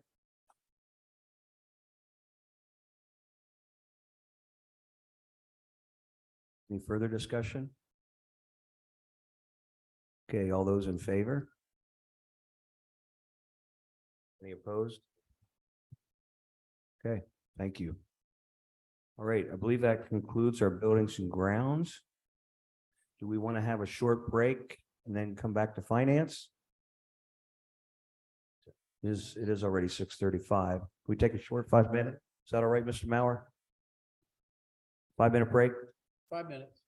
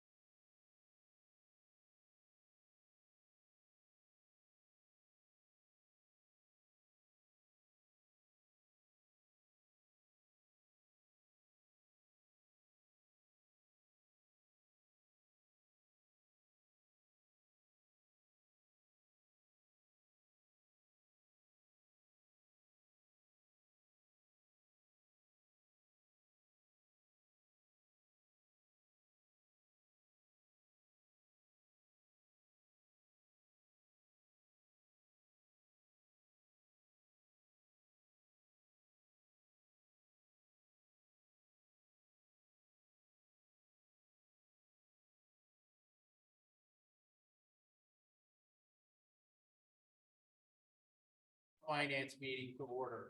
It is now 7:44. So, thank you.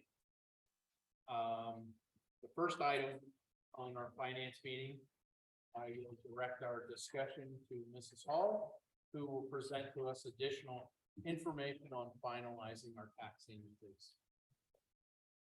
Next slide. So as we've been going along, we've been updating our numbers as they finalize, as we receive them. So our final tax increase, we've taken the ELA program out of the expenses. We've taken the associated ESSER funds out of the revenue. We have received updated estimates for Title I, II, and IV, which are down from last year. We've updated all the numbers from the county, and this is where we are left at this point with a 3% tax increase, basically closing the deficit or leaving a very small deficit. In terms of. Can you go back just a quick second? Go ahead. And I would remind our board, that's a small loss at 3%, which we put into our public proposal. Okay, thank you. Just revisiting the millage rates, I did share with everyone in board news where the county was predicting that they were going to land from the other business managers. And regardless of our tax increase, our spot in here should remain the same, regardless of what the other districts close to us do. Next slide. So, that's our millage after a 3% increase, or that's No, that's the before? millage today, and regardless of how we increase it, we're gonna retain our spot. Oh, We won't okay. swap spots with I can't, anybody. you have a magnify, I can't see it. That's 17.26 rounded up. No, those are so close, that's far away. Yeah, that's true. Break my neck. You're saying we're not gonna go over 17.58. No, what I'm saying is, regardless of what our tax increase is within the index, we're not gonna lose, our spot's not gonna change within the county. So we're not gonna Understand. drop lower, we're not You're gonna saying go we're not higher. gonna go above Lampeter Strasburg. We are not. No, that 17.58 could increase if LS board approves the tax increase. And they're looking at 2% was the You last say that I the heard. 17.26 is with the 3%? It is not, it is Okay. without.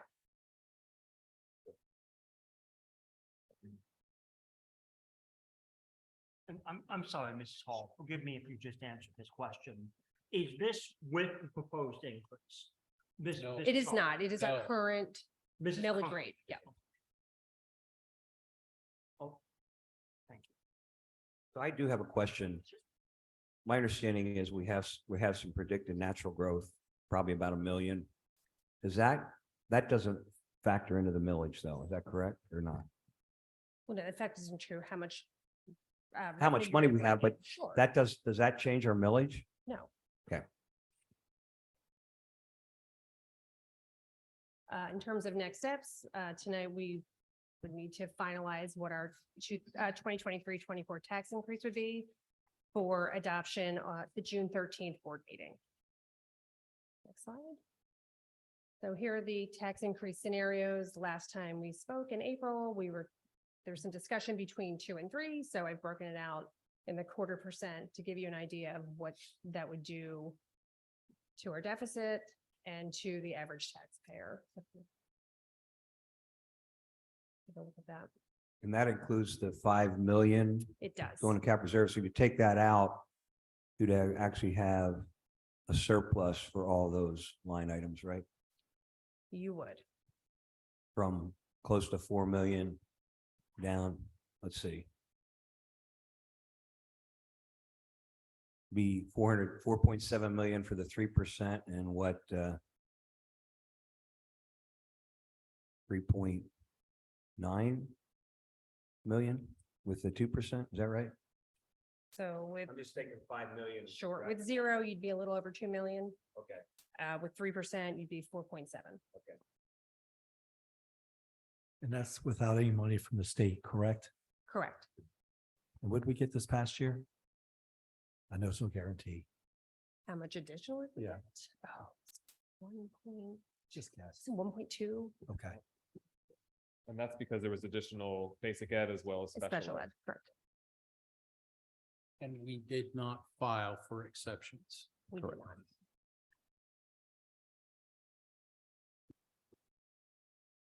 I'll start off the discussion. Last time we had this, I talked about a 2.5% figuring we would get at least $500,000 of new funding from the state or additional funds. I guess I just figure I guess I have two parts to this, that we're still going to get that. I would be, if we want to go with $500,000, I would be okay with the 2.75. Just assuming that. I would also, because the ESSER funds are running out every next school year, I would recommend that if the state gives us more than the $500,000, that we don't necessarily budget, we put that in our general fund until we figure out, we have a teacher's contract that expires at the end of next year, and we have to make up the ESSER funds if we expect to keep our support staff. So if we get more than 500,000, I would say any additional part would just go into general fund and not into capital reserve until we figure out what that's going to be. Because if I remember correctly, once it's in cap reserve, it has to stay there, so we can't transfer it back. So if the state gives us $1 million, well, we got the 500,000 to make up, and we have 500 million that can possibly go into cap reserve. And if not, it'll help us to keep the tax increase, at least reduce the, in all chances, very probable tax increase we're going to have to do the next year. I do believe we need to put money in capital reserve, but I guess I'm okay if we get none with 4.5 million as opposed to 5. Mr. Donato. Yes. I appreciate the point you're making about the uncertainty of what the state's going to do and the impending fiscal cliff, which will not impact us as much as some other districts, but we are going to have, if not a fiscal cliff, maybe a fiscal bunny hill that we have to worry about. And I believe strongly, we talked about the 5 million in capital reserve for the last 9 months. We've modeled it out, and it's what we need to do to put us on long-term sound footing for our capital projects. That said, I could get behind your suggestion at 3%. At 3%, with the understanding that any incremental state funding go into the general fund to deal with potential fiscal cliff issues. I have to think about that. I understand what you're saying. I had been the one that suggested 3%, but in the spirit of compromise, I know there's some board members that were at 2%. I would suggest, after combing over this and thinking about it, that I could come in at 2.5% and be comfortable there, if that helps the discussion.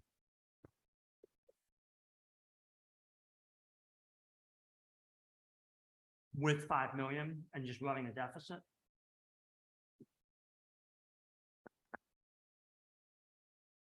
With 2.5%, you'd have 4.3 million in reserve, correct, Karen?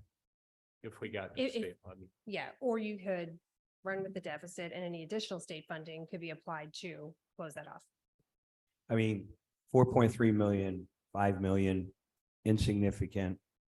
Our money for capital projects is going to be gigantic. We're going to have to borrow money. You know, our taxpayers are having unheard of inflation, and many are struggling. Fixed income individuals are struggling. We have the opportunity here this year. We have, I think, Karen, you shared with me, almost 1 million increase in natural growth. We have about 1 million in interest on reserves. And I know this is one time, but we have the ESSER funds, about 3.3 million. I just think we need to help our taxpayers too. We're not helping the taxpayers if we kick the can down the road. And you know what, Grant, that's been said about, I've been on the board 14 years and it keeps saying we're going to fall off a cliff. kick the can. Yeah, It and how hasn't many high happened and I schools, don't think it's going to. There's Mr. no, Maris, in the last 14 years that you've been on the board, how many new high schools have we built? None. we okay, don't we even know, haven't- hey, Mr. Keener, do we know we're building a new high school? It's, I Have we think done the feasibility study?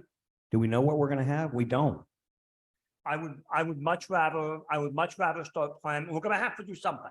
If it's not Like- building a new high school, it's gonna be substantially remodeling it. I'd rather start planning for that now. But is another 700,000 gonna make that big a It's difference? the compounding impact of it. You know that as well as I do. Well, the same thing with our taxpayers compounding their tax bill too. Yeah, I mean, I'm open to having full discussion on this, but I'm looking at 100, if we're looking at 150, let's pretend that we go ahead, we build a school, it's $155 million, whatever that number's gonna end up being.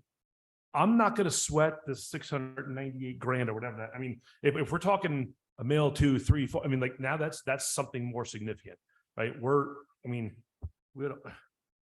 To me, I look at the risk return, I look at the folks that live within our district. And if we can help them out while still maintaining fiscal health, then that's probably what I'm gonna err on doing. I'm still committed, just for the record, to answer your question earlier, Grant, the $5 million and putting that away. Is it taking a little bit more of a risk at 2.5 that we wouldn't quite be able to do that? Yes. Are there some things that I think may help us a little bit along the way? Yes. So that's why I'm willing to compromise, knowing that we've got a board that's probably split between 2 and 3% and some in between there. And we have to come up with a decision. We're talking about a $200,000 decision at 0.5%. To be clear, my bottom line is the 5 million, okay? That's what I care about, okay? If we do 2.5, 2.75 or 3, there's gonna be some incremental state funding. There's always some play in these numbers. I get all of that. My bottom line is that 5 million. I'm willing to compromise on 2.5, 2.75 or 3. Yeah, I don't think I could go below 2.5 right now, but I was at 3. I could get down to 2.5 if that helps this discussion and helps us get to a decision.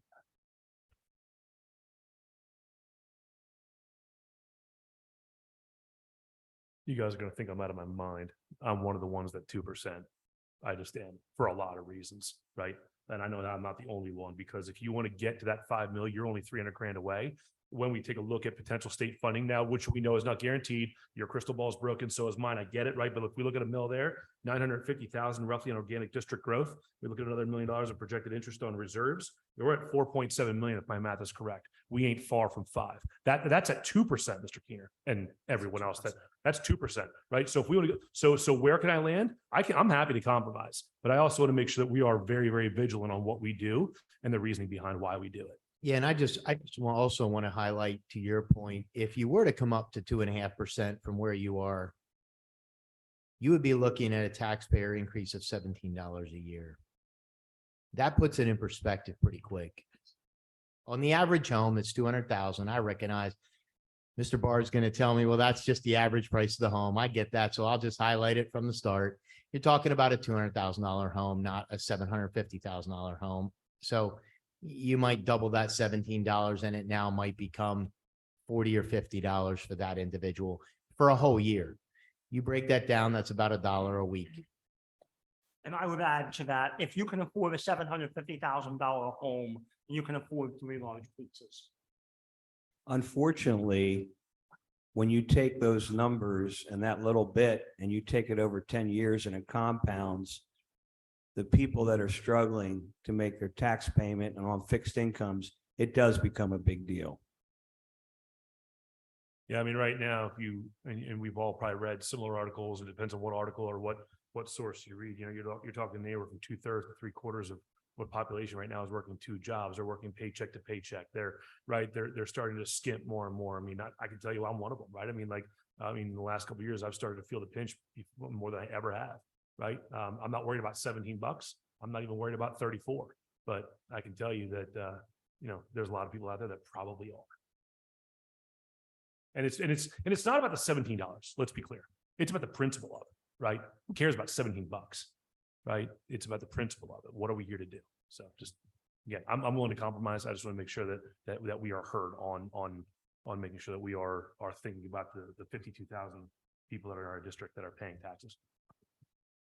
After, by the way, the largest increase we've had in over a half a decade, by far. I would just also highlight that our increase has been below the average when you map that out over the last 3 to 5 years. Correct.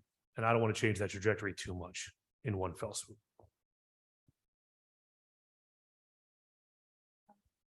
I would, in thinking about this, looking over everything without doing the math, which I appreciate everybody who does the math. The bottom line is, we are entrusted, we are stewards of the physical plants of this school. Part of providing the education is having a building that's not falling down, that has heat, cooling. I mean, I went to school in the South with no air conditioner, so I'm a little iffy on that. My point is, regardless, we have to take care of our buildings. We can't let the roof fall through. We can't not have good chemistry labs. We can't have good biology and labs either. I had one student who told me, yeah, the labs are okay, but you know, the ventilation system is really bad, and so we kind of choke sometimes. That's not a good situation. So we have to think about, I think we need the reserve. We have to take care of our property. I have to take care of my personal property. I have a daughter who bought a house. She's on hourly wage. Now, she's not in our township, but her taxes are going to be increased. So it's not that I'm not unaware of how it's affecting people. She's a single 23-year-old woman who works and pays taxes. We're retired and we pay taxes. I went down from 3% to 2.5, so I'm with 2.5, 2.75 between those two numbers, because we have to think about how we're going to pay for this, all of this, the coolers, the roofs, the tracks, everything else. We have to pay for it. If we don't have a good reserve and a good credit rating, we aren't going to be able to take care of that. And that's why I'm with the tax increase. And my house does not cost, it's right about in the middle of all of that. But I'm more than willing to pay for that, because that's my responsibility as a member of this community, to take good care of our property, the physical plants, and it's also the grading and the cutting grass and the snow we talk about. But we've got to plan for the future. And I think we've been remiss in that.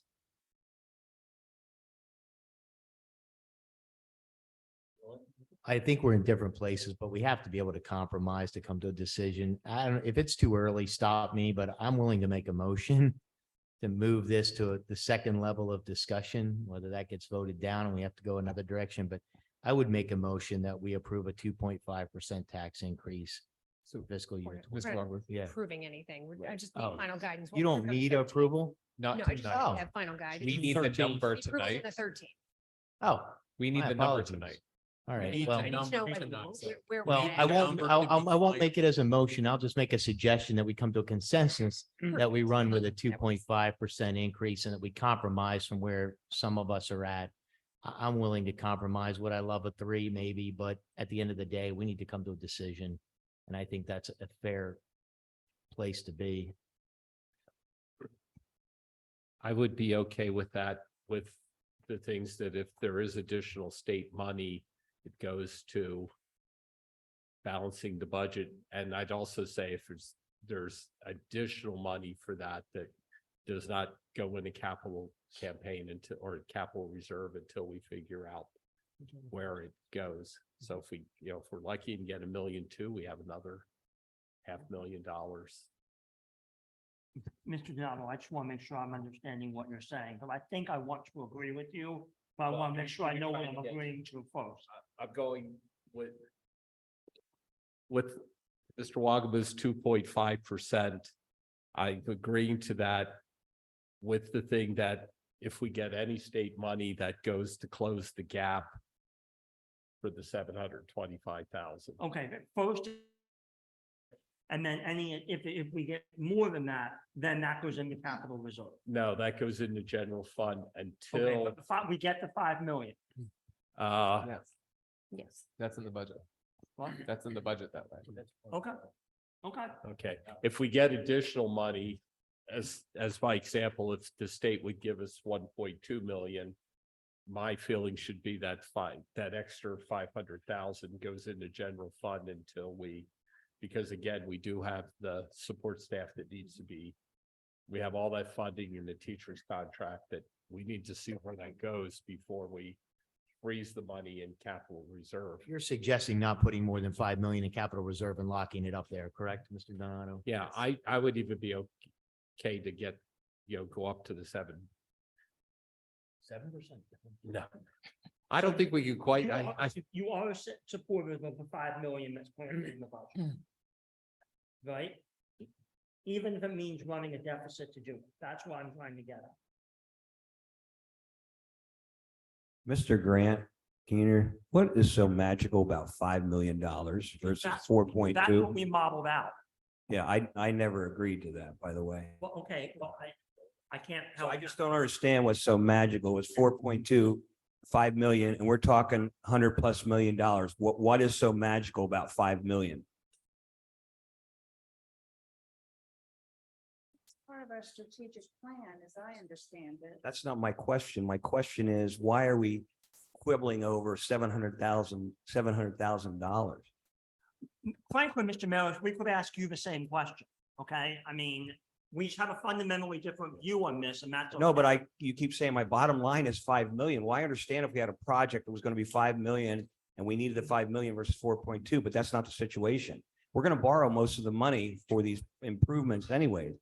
I'm just thinking of the taxpayers, helping them in this difficult time.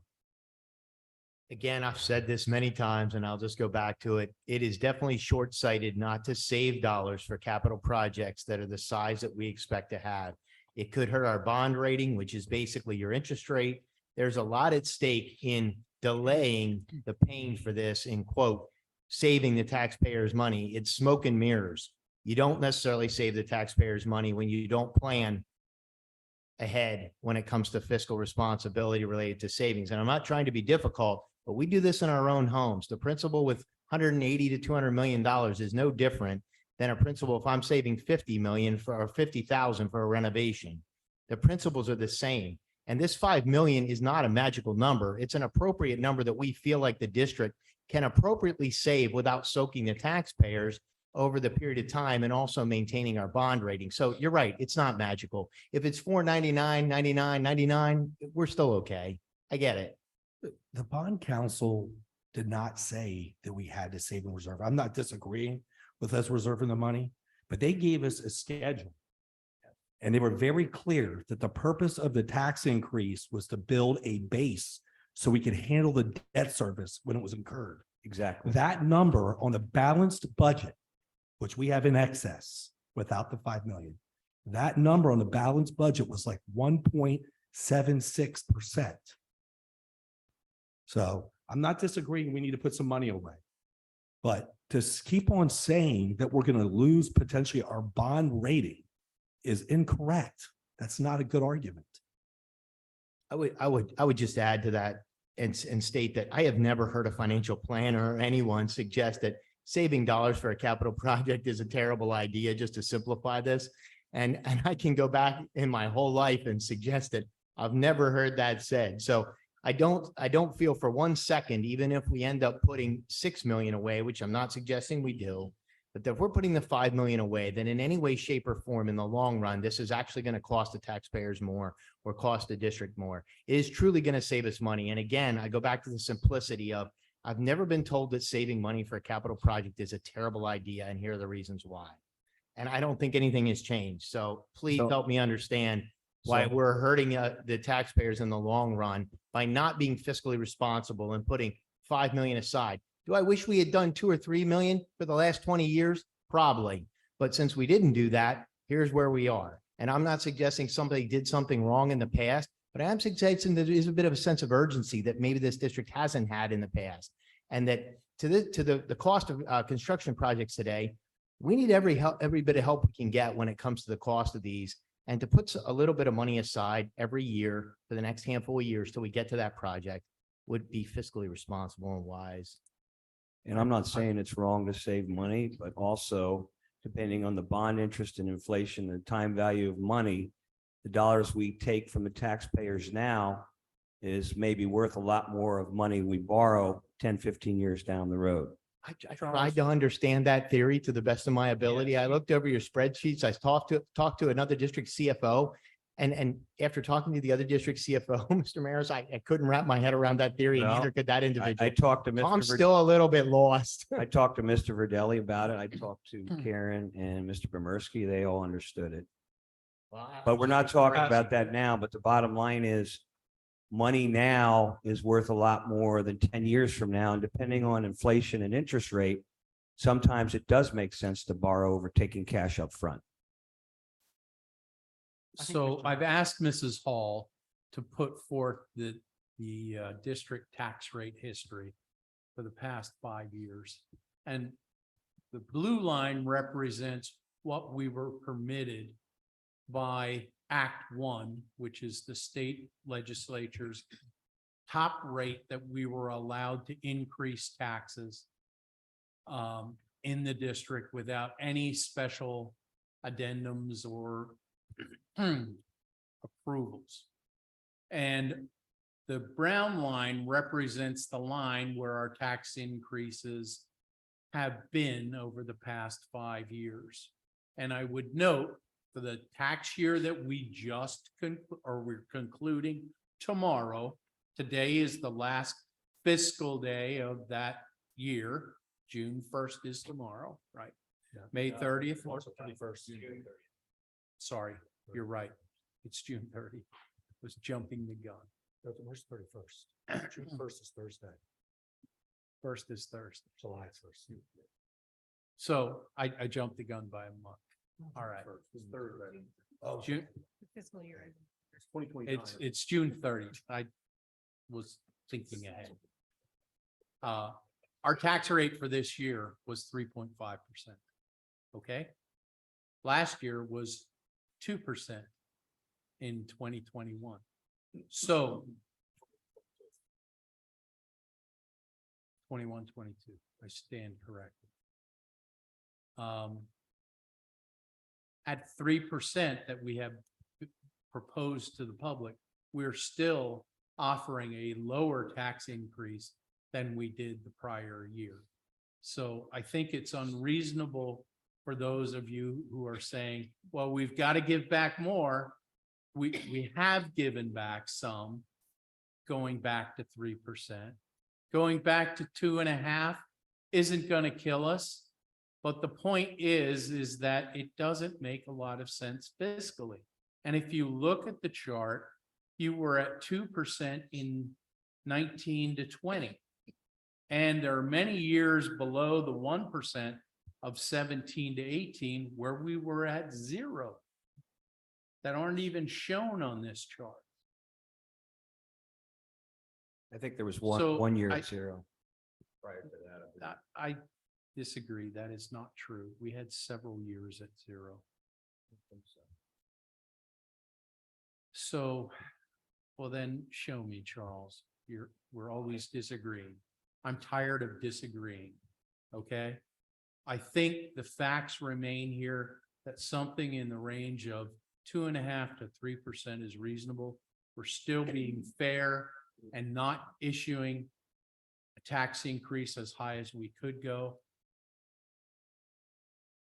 Our Act 1 says we could go to almost 4, what is it, 3/8? 4/8. 4/8 is our adjustment. So we're well below that again. If you look at what's been proposed across the county from other districts, we're right there in the We're right there ballpark in at the middle. 2.5%. There's some that are higher than us. There's some that are lower. There's a few like Columbia Borough that are going 0.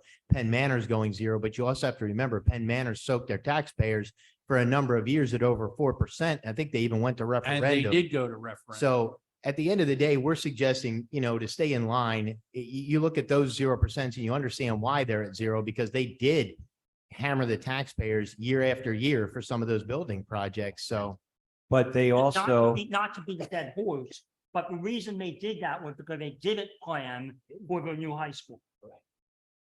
But when they did it, they didn't do the tax increase till they knew what the project was going to cost.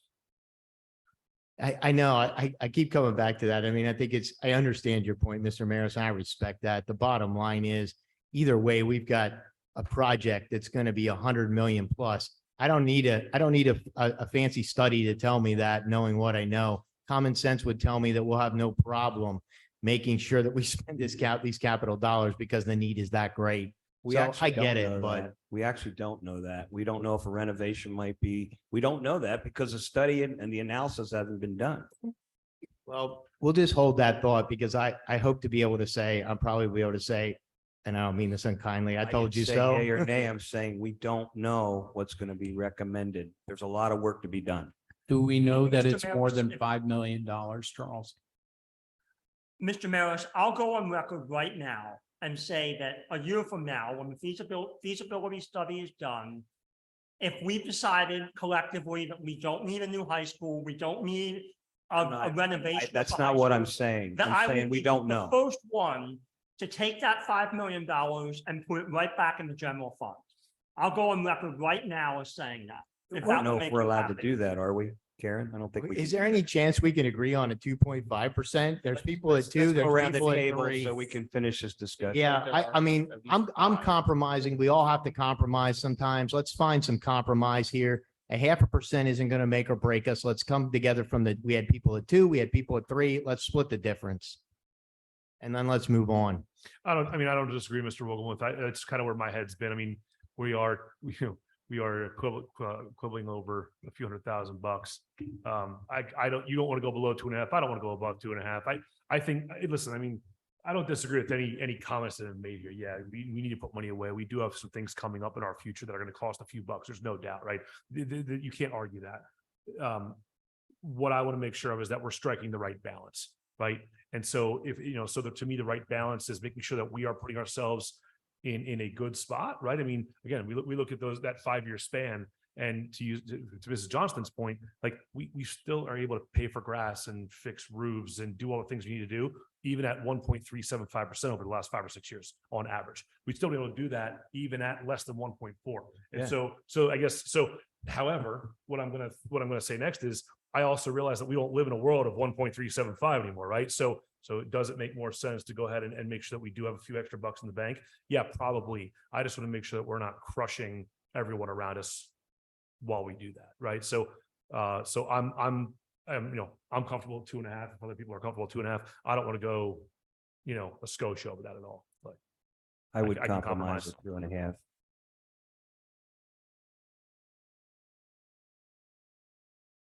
I'm at 2.5. okay. I'm 2.5 as well. Okay. I'm 2.5, as long as the 5 million is in there and protected. That's, okay. If not, you could just be a donor, right, Mr. Keener? So you What- have Fine. consensus I- at 2.5. Thank you very much, everyone. Now, let's move on to the next item, which is our support staff compensation. So this is just informational. It will be on the June 13th agenda for a vote. We're asking to increase the support staff pay bands by 1.5% and to make the factor of X 2.8%. The incentives under ESSER continue again for the next school year as well. This is Hall. Just a quick clarifying question. Does that include the staff that come in over the lunch hour for maybe 4 hours that are non-trained staff? Are they That's part all of that support group? staff. Yep. Okay, thank you. Any questions on that? So Mr. Bremersky and Mrs. Hall, we're comfortable with that increase, that we will not lose employees. It's our best I mean, I can't guarantee approach. that's where it's gonna stay, but yeah, I mean, that is a fair approach, given that we have the ESSER dollars still in play. Now, going into the next year, it's a different conversation, which we talked about. 100% agree with what Mrs. Hall just said. The ESSER dollars adds a nice extra level for our staff. And that helps. It's a win-win. All right, so we have consensus on that. 1.5 and factor of X is 2.8. So all the pay scales get scaled up and then 2.8 is the scale on which everything is evaluated. All right, moving forward, item C, substitute pay rates. So those were attached. We increased the substitute pay rates, the daily sub teacher rate, the long-term sub teacher rate, and then our support staff rates have been adjusted. I think those are all the attachment as well. Questions or comments about that? What's the new substitute rate? 130 is the daily rate and 190 is the daily rate for or not long-term sub, I'm sorry, extended day to day. And Mrs. Hall, that still also includes the bonus structure that we have in Correct. place. And we continue the incentives for them as well. I mean, my only question is, some of these rates seem 1186 for food service, 1093 for the aides. I mean, again, high school kids starting off in restaurants are making more than that. Are we gonna get? If we're confident we can get people, great, but So here's the thing, if you want to increase the sub I'm rates, sorry? if you want to increase the sub rates more, you're gonna have to increase all the other rates. why? We want to make sure, well, we don't want our subs with incentives to They make don't get more, better. Such a different analysis. not all of our full-time or part-time support staff do either. So we can't pay substitutes more than people who are committed to doing the job every day of the school year. So we need to be careful to strike that balance correctly, or everyone would be a sub and then we really have no predictability to our staffing. I mean, I think, contracted temps, like interim people often make a little bit more. It's just part of the nature of it. But if you think these rates are high enough, then that's fine. I think they fit within our structure right now with the incentives with ESSER. Again, going into the following school year, it's going to be a different conversation because those incentives go away. Yeah, when those incentives go away, I think to your point, Mrs. Hall, that we definitely need to look at these rates because you look at these rates, but you're forgetting that there is an incentive if they stay throughout the year and they put their time in right now. That's coming out of ESSER dollars currently. And so when those rates go away, we are going to need to see a substantial jump in these rates because I agree with Mr. Keener in the sense that both the rates under support staff substitute rates and substitute rates for support staff down under custodian and others are low, which means they have to move collectively. And I agree with you, those that are committed to our district, if we can move them appropriately as well, that needs to occur. Because those rates are, I mean, in today's day and age, I don't disagree. I don't know too many people that want to work for 10.93 an hour in some of these roles. However, they're not working weekends and nights like those other jobs. So there is some advantage, what helps to get them. I think that's part of the reason they work in the schools. Out of curiosity, how does this stack up versus other districts? Do we know? So the sub rates, that's been varying by district, the daily sub rate. Now, other people have been driving their rates up and have gotten no different fill rate. So all we're really doing is driving each other's rates up without any change. Our fill rate is still actually pretty solid, at least on the teacher subs. Okay. We're seeing about the same have we've seen for the last 3 years. I think we look at it About monthly. 73% across the board, all, average. And that's been consistent for the last 3 years. So Yeah. I do think the incentives have helped keep that at that level. Other districts are not seeing those same fill rates then. They're seeing about the same. They're not About the seeing an same. increase in their fill rates by increasing their rate. Okay. So we talk about that, Yep. as a group. Fair enough. Mhm. Thank you. Right, gentlemen, you're ready? Okay, so any other discussion or comments here? So we're satisfied with pay ranges for our substitutes. Last item then is Act 93 pay ranges. Those are Pay just ranges. adjusting the bands by 1.5%, similar to that of the support staff.